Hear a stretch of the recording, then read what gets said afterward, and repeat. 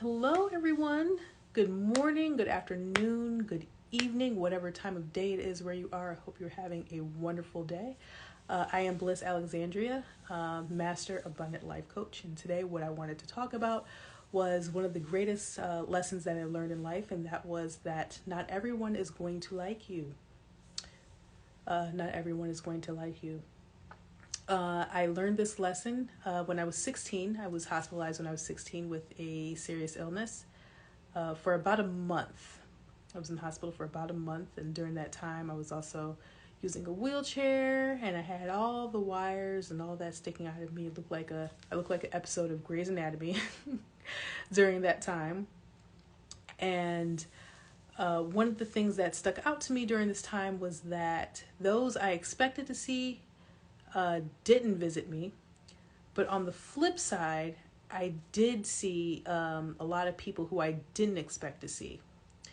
And now as an adult, I'm very grateful for this lesson. As a teenager, it was really hard to take because, you expect to see people who you considered friends and things like that. And I didn't actually see them. Now, if you are someone who is watching and you knew me during that time and you didn't visit me, please know that I am not holding a grudge. I love you. Like I said, at the time, it was very upsetting. But now that I've grown and really, in hindsight is 2020, but also hindsight teaches you lessons that were there that you may have not actually seen at the time because of, pain and hurt and everything. But I've taken it as one of those things that I'm really, really, really, really, really, really grateful that I learned early on, because I'd rather learn something like that early than later, because it's really helped me in my platonic relationships as well as my romantic relationships going forward. And like I said, there's varying degrees of and it is in your best interest not to hold on to outcomes. Based on whatever you think is happening, whatever you think somebody is feeling, right? Not everyone is going to like you, and that is okay. And for me, it wasn't even so much that I was I was not a pretentious person. I was a nerd. I loved Star Trek. Love Star Trek. I love Star Wars. I had a little geology kit where I, churned rocks into gemstones and things like that. I was a huge nerd. So this realization wasn't so much, I wasn't like a cheerleader and I just worship me or anything. No, it was just oh, I thought such and such was going to come. It really taught me how to look at, really have a critical eye for relationships, and also give people the grace and space to really determine how they view their relationships with me. It taught me how to not be so me-centric in how I dealt with others. This is really important, especially if you are in the dating sphere, going to get into the dating sphere. You have to understand that other people are their own person. They don't have to like you. There's no requirement for liking you. People know their needs, their wants, and desires, and you have to respect that. Like I said, not everyone is going to like you, and that is okay. In fact, that's what you want. You want people to sift out the wheat from the chaff, as we, to be kind of churchy, for themselves, right? We have to get to a point where we actually embrace rejection. That doesn't mean it's not going to hurt, but rejection is what's going to get you closer to the goal that you set out to do, or even the outcome that you set out to have. I should say, getting a little tongue tied, right? Because ultimately, we settle down with one person. Ultimately, friend circles tend to actually be small. There was this article that I read recently while I was developing one of my newest courses that's about to come out. It turns out that for the most part, on average, people only know 20 people personally. Now, when you factor in family members, siblings, maybe some coworkers and things like that, that actually comes down to a much smaller circle, right? So you don't even know that many people for the most part. Humans don't actually deal with that many people. And this is why it's important to actually embrace rejection. That doesn't mean, like I said, doesn't necessarily mean embracing that hurt, but it does mean acknowledging that hurt and acknowledging rejection as part of the process when it comes to choosing people in general. Right? And when it comes to them choosing you, that doesn't say anything about your value. And I think that that's where a lot of people kind of get hemmed up at, is they think that being rejected means that they're not valuable, or they're not worthy of being chosen, and that is not the case. In fact, this past winter, I had an issue with my apartment. We had a cold snap, some pipes burst, my apartment flooded. In addition to that, I didn't have any heat anymore. So not only am I all wet, but I'm also freezing, you guys. I was freezing, and for several days I could see my breath. I had to go to sleep in several coats. It was awful. And in my building, we weren't allowed to have space heaters. So I'm such a little goody two shoes. I was trying not to break the rules or anything, but I just couldn't take it anymore.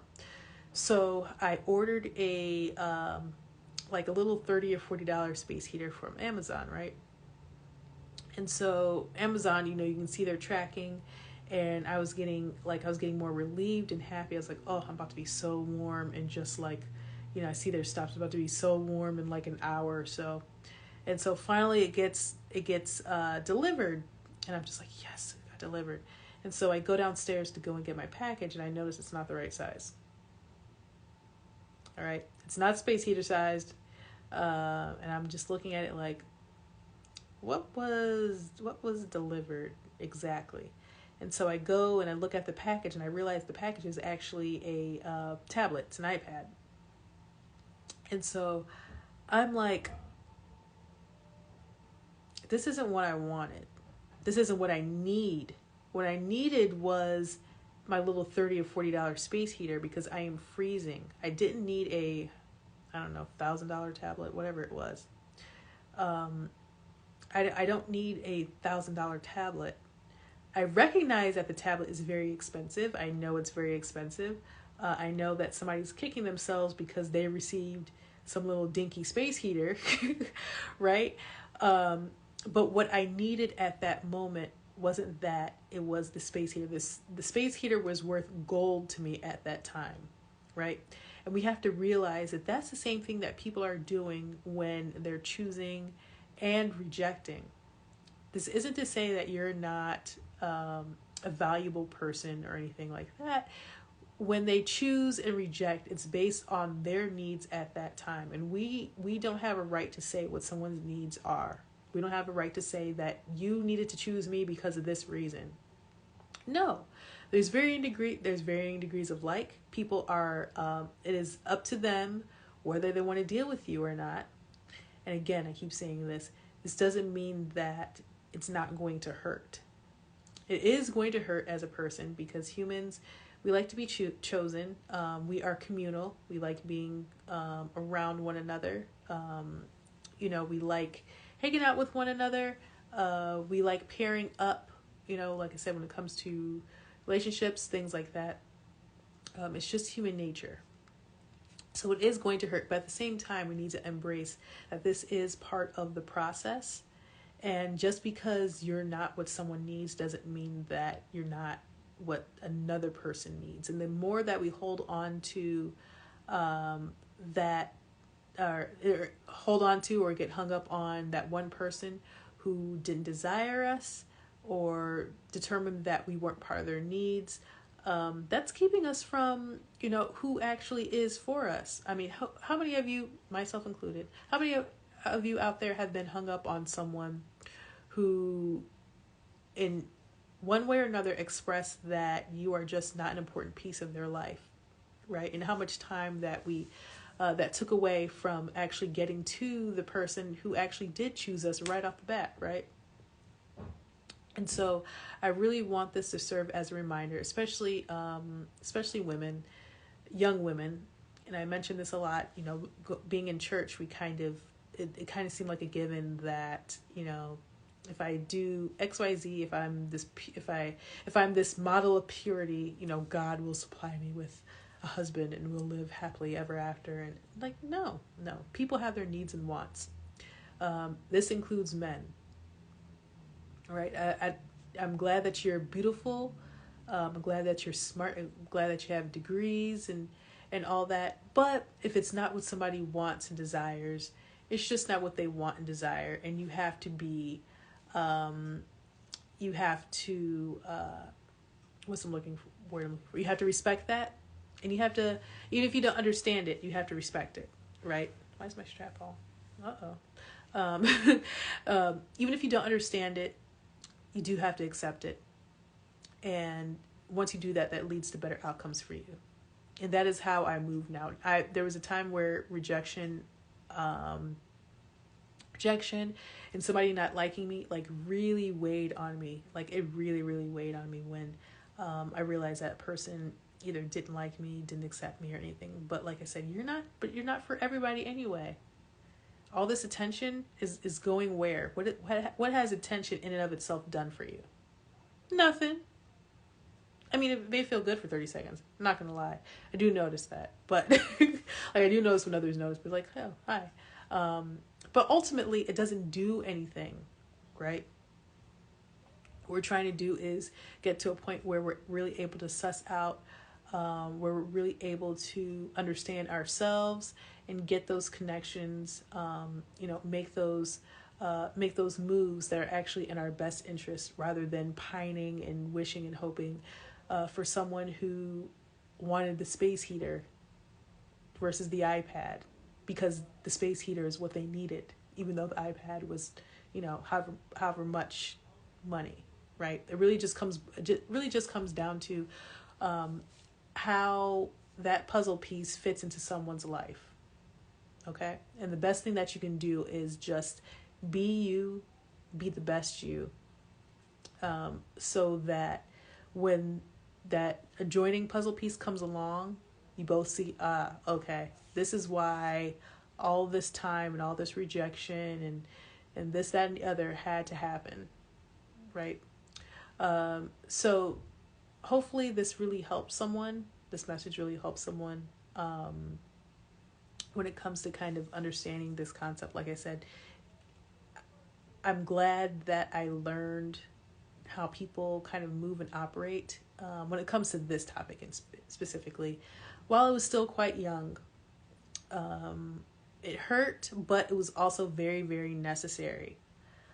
And I'm glad that I kind of got that practice so young, because I did take it with relationships going forward. That's not to say that I, learned. Like I said, this is hindsight. Not that I learned immediately. I did have some heartache. I still had some heartache along the way, but this is just looking back and saying, okay, I see what this lesson taught me, even at the young age of 16. I see what it's done for my life, and I really, really, even though it hurt, I appreciate the outcome that's given me, because that was a really important lesson to learn. Okay, so hopefully this really, really helps someone. Please subscribe to my channel. Please subscribe. I have some links down below. My Instagram is I am Bliss Alexandria. Please go ahead and give me a follow. Also sign up for emails. That's really important because I have some courses coming out. I have a pre-dating course that is yet to be named, is coming out in June of 2023, which is really fun, and I'll have more details on that later. I also have another course coming out after that. It is my tentatively named Winning Womanhood course. I doubt I'll change it, though I do be changing stuff, y'all. But it's so far it's called my Winning Womanhood course. And in that, I essentially created the Winning Womanhood course because I noticed that I was coming up, that a lot of young women were reaching out to me because they were really just trying to, I know adulting is a millennial word. Okay, if you're Gen Z, feel free to make fun of me for using the word adulting. But I was really realizing that there's a lot of you young women out there who just, you're not really sure how to be an adult. You feel stuck. You don't know what you want to do in life or how you want to do it. You don't know how to navigate relationships. Just navigating everything and anything in general is just proving to be really, really difficult. You're really trying to reparent yourself. You're just trying to navigate life. And that is what the Winning Womanhood course is for. So if you are unsure of how to proceed in life, if you're unsure of how to really embrace your womanhood, and embrace yourself as just, embrace yourself as a person, that is the course for you. So please sign up for my email list, and even just check back periodically, because I will have links directly to them once those courses are ready, down below as well. Okay. So that is all I have for today. Thank you so much for watching. I love you all. And so, yeah, until next time, and I hope you are having a blessed day. All right. Bye.